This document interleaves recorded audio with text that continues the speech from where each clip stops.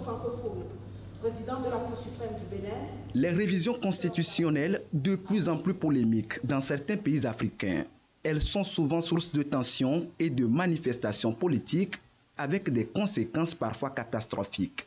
Aux 18e assises de l'Association africaine des hautes juridictions francophones, le sujet retient l'attention des juges, experts et universitaires.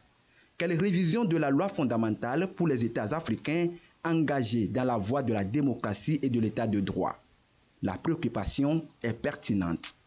La thématique de notre rencontre scientifique de ces 3 jours attend de nos travaux des pistes de réflexion, des réponses aux questions et des conclusions qui nous aideront à œuvrer efficacement et durablement pour la consolidation de la démocratie et de l'état de droit dans notre espace juridique AAHJF et sur notre continent. 3 jours de débats et d'échanges qui vont être sanctionnés par des recommandations. De quoi affermir l'état de droit en Afrique.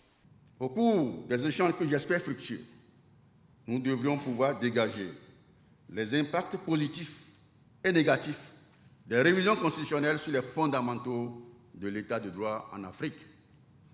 Faire une cartographie des révisions constitutionnelles en Afrique et en tirer les leçons qui s'imposent. L'objectif pour nous, en dernière analyse, c'est de dégager les tendances lourdes, de tirer les enseignements des meilleures pratiques des uns et des autres pour aller, pourquoi pas, vers une standardisation des processus de révision constitutionnelle en Afrique. Le cas du Togo en la matière pourra inspirer d'autres pays africains. En mai 2019, la constitution togolaise a été mise à jour par consensus en vue de répondre aux nouveaux enjeux du pays. Cette réforme a ainsi permis d'approfondir notre volonté commune de renforcer les libertés individuelles en faisant évoluer les missions du médiateur de la République et celles d'autres institutions destinées à encadrer la vie institutionnelle comme le Conseil supérieur de la magistrature, la Cour suprême, la Cour constitutionnelle.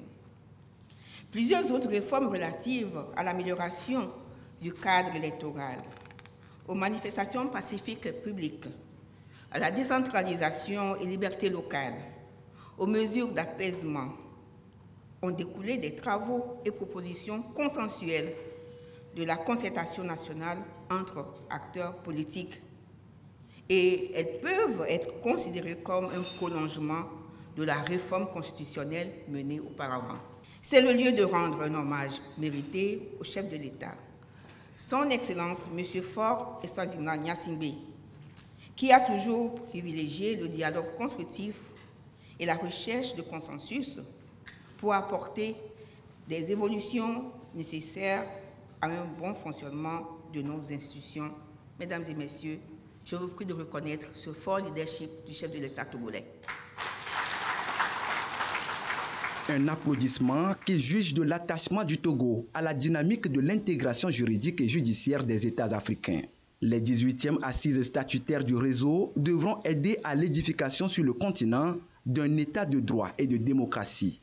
Les conclusions de la rencontre vont servir d'outil de décision aux différents États.